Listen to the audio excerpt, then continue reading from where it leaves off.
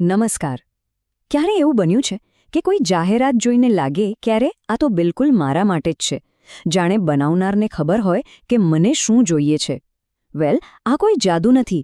એની પાછળ એક ખૂબ જ પાવરફુલ કોન્સેપ્ટ કામ કરે છે, જેનું નામ છે બજાર વિભાજન, એટલે કે માર્કેટ સેગમેન્ટેશન. તો ચાલો આજે આ શું છે અને કેમ આટલું બધું મહત્વનું છે એની દુનિયામાં થોડા ઊંડા ઉતરીએ. આ છે ને માર્કેટિંગની દુનિયાનો સૌથી મોટો અને મૂળભૂત સવાલ છે. જરા વિચારો, શું કોઈ એક જ શર્ટ દુનિયાના દરેક વ્યક્તિને ફિટ થઈ શકે? ના ને? કે પછી કોઈ એક જ ફિલ્મ એવી હોય જો દરેકને પસંદ આવે? લગભગ નહીં. તો પછી કોઈ એક કંપનીની એક જ પ્રોડક્ટ દરેકની અલગ અલગ જરૂરિયાતો અને ઈચ્છાઓને કેવી રીતે પૂરી કરી શકે? અને આનો જવાબ એકદમ સીધો અને સરળ છે. એ શક્ય જ નથી.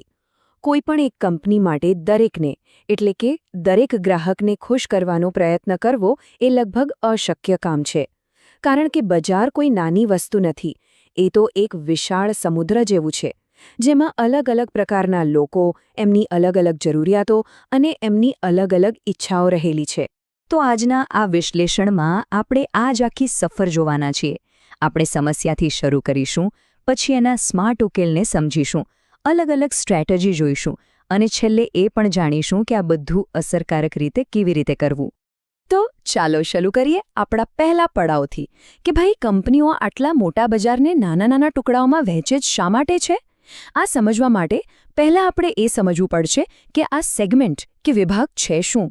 ગભરાશો નહીં, આ કોઈ રોકેટ સાયન્સ નથી, એકદમ સરળ કોન્સેપ્ટ છે. માની લો કે એક મોટી કેક છે. હવે એને અલગ અલગ લોકોમાં વહેંચવા માટે આપણે એના ટુકડા કરીએ છીએ, બરાબર? બસ આ દરેક ટુકડો એક સેગમેન્ટ છે. એવી જ રીતે બજાર પણ લોકોનું એક મોટું જૂથ છે, અને સેગમેન્ટેશન એટલે એ મોટા જૂથને એમની સમાન પસંદગીઓ, જરૂરિયાતો કે સ્વભાવના આધારે નાના નાના ઓળખી શકાય એવા જૂથોમાં વહેંચવું. તો આ જે વૈવિધ્યસભર બજારની સમસ્યા છે ને, એનો વ્યૂહાત્મક અને સ્માર્ટ જવાબ છે બજાર વિભાજન. એકદમ સરળ શબ્દોમાં કહીએ તો બજાર વિભાજન એટલે એક વિશાળ ભીડમાં બૂમો પાડીને કહેવાને બદલે એ ભીડમાંથી એવા લોકોને શોધવા જેઓ લગભગ એક સરખું વિચારે છે, જેમની પસંદગીઓ સમાન છે. આનાથી શું થાય? કંપનીઓ એમની સાથે વધુ સારી રીતે, વધુ અસરકારક રીતે વાત કરી શકે છે. માર્કેટિંગના ગુરુ ફિલિપ કોટલર પણ આ જ વાત પર ભાર મૂકે છે. એ કહે છે કે માત્ર જૂથો બનાવવા પૂરતા નથી, પણ દરેક જૂથ માટે ખાસ અલગ માર્કેટિંગ સ્ટ્રેટેજી બનાવવી પણ એટલી જ જરૂરી છે. અને સાચું કહું ને તો આ જ બજાર વિભાજનની અસલી તાકાત છે. આનું એકદમ પરફેક્ટ ઉદાહરણ છે KFC. હવે જુઓ, શરૂઆતમાં KFC એટલે માત્ર ચિકન. પણ જ્યારે તેઓ ભારતમાં આવ્યા ત્યારે તેમણે જોયું કે અહીં તો એક બહુ મોટો વર્ગ શાકાહારી છે. તો તેમણે શું કર્યું? તેમણે આ શાકાહારી સેગમેન્ટને ઓળખ્યો અને ખાસ એમના માટે વેજ બર્ગર, વેજ સ્ટ્રીપ્સ જેવી પ્રોડક્ટ્સ લોન્ચ કરી. અને જુઓ, આ કેટલી સ્માર્ટ ચાલ હતી. ચાલો હવે એ જોઈએ કે કંપનીઓ આ સેગમેન્ટેશનનો ઉપયોગ ખરેખર કરે કેવી રીતે છે. મુખ્યત્વે બે રસ્તાઓ છે, બે અલગ અલગ વ્યૂહરચનાઓ. ક્યારે વિચાર્યું છે કે અમૂલ દૂધની જાહેરાત દરેકને ધ્યાનમાં રાખીને કેમ બને છે, જ્યારે ઇઝી ડિટર્જન્ટની જાહેરાત ખાસ કરીને ઊનના કપડાં પહેરતા લોકો માટે જ કેમ હોય છે? આની પાછળ માસ અને માઇક્રો માર્કેટિંગની સ્ટ્રેટેજી છે. માસ માર્કેટિંગ એટલે એક પ્રોડક્ટ બધા માટે, જેમ કે અમૂલ દૂધ. જ્યારે માઇક્રો માર્કેટિંગ એટલે કોઈ ચોક્કસ જૂથ માટે ખાસ પ્રોડક્ટ, જેમ કે ઇઝી. હવે આ માઇક્રો માર્કેટિંગમાં પણ ઊંડા ઉતરી શકાય છે. એના 4 લેવલ છે. પહેલું, સેગમેન્ટ માર્કેટિંગ, જેમાં એક મોટા ગ્રુપને ટાર્ગેટ કરાય છે, જેમ કે જોન્સન એન્ડ જોન્સન બાળકો માટે પ્રોડક્ટ બનાવે છે. એનાથી પણ એક સ્ટેપ આગળ છે નીશ માર્કેટિંગ, જેમ કે નિકોટેક્સ. એ કોના માટે છે? એવા લોકો માટે જેઓ ધૂમ્રપાન કરે છે અને એને છોડવા પણ માંગે છે. કેટલું ચોક્કસ જૂથ છે. પછી આવે છે સ્થાનિક માર્કેટિંગ, જે કોઈ ચોક્કસ શહેર કે વિસ્તાર પર ફોકસ કરે. અને છેલ્લે આવે છે વ્યક્તિગત માર્કેટિંગ, જે દરજીકામ જેવું છે, જ્યાં દરેક ગ્રાહક માટે ખાસ પ્રોડક્ટ બને, જેમ કે કસ્ટમાઇઝ્ડ લેપટોપ. તો સવાલ એ છે કે કંપનીઓ આ બજારને વહેંચે છે કેવી રીતે? કયા આધારે? વેલ, એના માટે મુખ્યત્વે 4 માપદંડો અથવા કહી શકાય કે 4 લેન્સનો ઉપયોગ થાય છે. પહેલો અને સૌથી સરળ લેન્સ છે ભૌગોલિક, એટલે કે ગ્રાહકો ક્યાં રહે છે, શહેરમાં, કે ગામડામાં, ઉત્તર ભારતમાં કે દક્ષિણ ભારતમાં?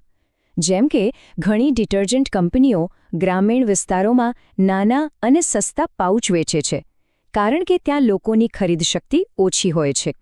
જ્યારે શહેરોમાં એ જ કંપની મોટા અને મોંઘા પેકેટ પર ધ્યાન કેન્દ્રિત કરે છે. બીજો લેન્સ છે વસ્તી વિષયક, એટલે કે ડેમોગ્રાફિક. અહીં કંપનીઓ જુએ છે કે ગ્રાહક કોણ છે, એમની ઉંમર શું છે, સ્ત્રી છે કે પુરુષ, એમની આવક કેટલી છે. દાખલા તરીકે એનસીઆરટી શાળાના વિદ્યાર્થીઓ માટે પુસ્તકો બનાવે છે, જ્યારે અરિહંત પ્રકાશન સ્પર્ધાત્મક પરીક્ષાઓની તૈયારી કરતા યુવાનો માટે. જુઓ, બંનેના ગ્રાહકો વિદ્યાર્થીઓ જ છે, પણ એમની ઉંમર અને જરૂરિયાતો કેટલી અલગ છે. ત્રીજો લેન્સ, અને મારા મતે સૌથી રસપ્રદ, એ છે મનોવૈજ્ઞાનિક, એટલે કે સાયકોગ્રાફિક. અહીં કંપનીઓ ગ્રાહકોના મનમાં ડોક્યું કરવાનો પ્રયત્ન કરે છે.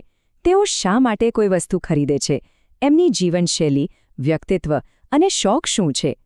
ટાઇટન ઘડિયાળો આનું એક ક્લાસિક ઉદાહરણ છે. એમની રાગા શ્રેણી આધુનિક મહિલાઓ માટે છે, જ્યારે રેગાલિયા શ્રેણી ક્લાસિક અને પરંપરાગત પસંદગી ધરાવતા લોકો માટે છે. પ્રોડક્ટ તો ઘડિયાળ જ છે, પણ વાર્તા અને રજૂઆત સાવ અલગ. અને છેલ્લો, ચોથો લેન્સ છે વર્તણૂકલક્ષી, એટલે કે બિહેવિયરલ. અહીં કંપનીઓ એ જુએ છે કે ગ્રાહક પ્રોડક્ટનો ઉપયોગ કેવી રીતે કરે છે. શું કોઈ એક જ બ્રાન્ડનો વફાદાર ગ્રાહક છે, કે પછી દર વખતે નવી નવી બ્રાન્ડ ટ્રાય કરવી ગમે છે? શું એ કોઈ વસ્તુ માત્ર ખાસ પ્રસંગો પર ખરીદે છે, કે રોજિંદા ઉપયોગ માટે? આ બધા સવાલોના જવાબથી કંપનીઓ અલગ અલગ જૂથો બનાવી શકે છે. સારું, તો આપણે બજારને વિભાજિત તો કરી દીધો, પણ શું દરેક સેગમેન્ટ કામનો હોય છે? ના, માત્ર સેગમેન્ટ બનાવવું પૂરતું નથી, એ અસરકારક પણ હોવો જોઈએ. તો ચાલો જોઈએ કે એક સારો સેગમેન્ટ કેવો હોવો જોઈએ. આના માટે પણ ફિલિપ કોટલરે 5 માપદંડો આપ્યા છે. પહેલું, સેગમેન્ટ માપી શકાય તેવો હોવો જોઈએ, એટલે કે એમાં કેટલા લોકો છે એનો અંદાજ હોવો જોઈએ. બીજું, એ એટલો મોટો અને નફાકારક હોવો જોઈએ કે તેના પર સમય અને પૈસા ખર્ચવા પોસાય. ત્રીજું, એ સેગમેન્ટ સુધી પહોંચી શકાતું હોવું જોઈએ. ચોથું, એ બીજા સેગમેન્ટથી અલગ હોવો જોઈએ. અને પાંચમું, એના માટે ખાસ માર્કેટિંગ પ્રોગ્રામ બનાવી શકાતો હોવો જોઈએ. જો કોઈ સેગમેન્ટ આ 5 કસોટીઓ પર ખરો ન ઉતરે, તો એ કંપની માટે ઉપયોગી નથી. તો આ આખા વિશ્લેષણનો સાર શું છે?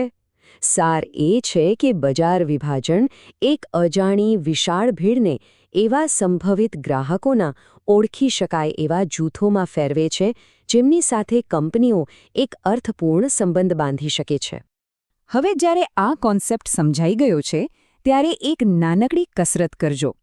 આગલી વખતે જ્યારે કોઈ જાહેરાત જુઓ કે કોઈ મોલમાં જાઓ, ત્યારે એક ક્ષણ માટે વિચારજો, આ પ્રોડક્ટ કોના માટે છે? કંપની કયા સેગમેન્ટને ટાર્ગેટ કરી રહી છે? તમને ખાતરી છે કે આસપાસની દુનિયાની જોવાનો એક નવો અને ખૂબ જ રસપ્રદ દૃષ્ટિકોણ મળશે.